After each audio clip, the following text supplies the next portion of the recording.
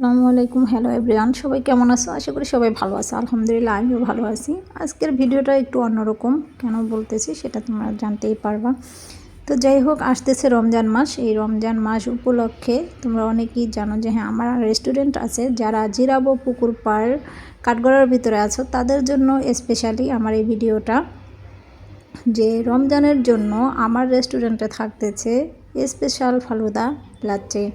তো অনেকেই চাই আমরা ইফতারের সময় ইউনিক কোনো কিছু খাবার আমাদের থাক, যেটা খাইলে মনটাও ভালো লাগে বা শরীরের এনার্জিটাও যেন ফিরে আসে। তো সেই ক্ষেত্রে আমার একটা প্রিয় খাবার ফালুদা, এটা অনেকেরই হয়তো প্রিয় খাবার।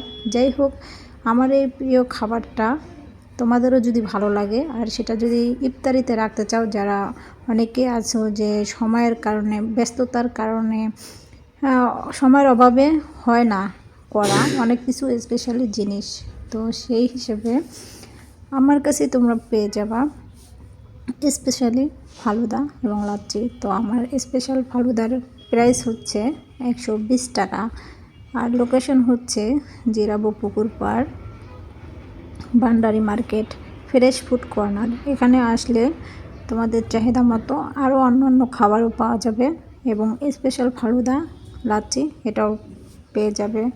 আর সেই জন্য কিন্তু অবশ্যই আমার এই ভিডিওটা দেখা আশেপাশের সকল ফ্রেন্ডদেরকে শেয়ার করতে হবে এবং আমার রেস্টুরেন্টের নাম মেনশনে দেওয়া থাকবে, ওখানে যে চেক করে নেবে এবং পুকুরপাড় আয়শা জিজ্ঞাসা করলেই হবে, লোকেশন সবাই দেখায় দিবে।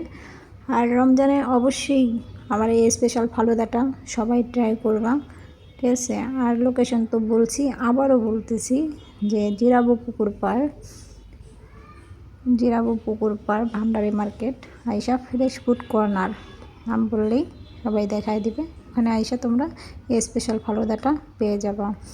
আর অবশ্যই খাবারটা অনেক মজাদার, যদি একবার খাও তাহলে বুঝতে পারবা। আর খাবার খায়া তারপর আমার ভিডিওতে আয়শা কমেন্টস এবং অন্যান্য লোকদেরকে শেয়ার করে দিও, ঠিক আছে?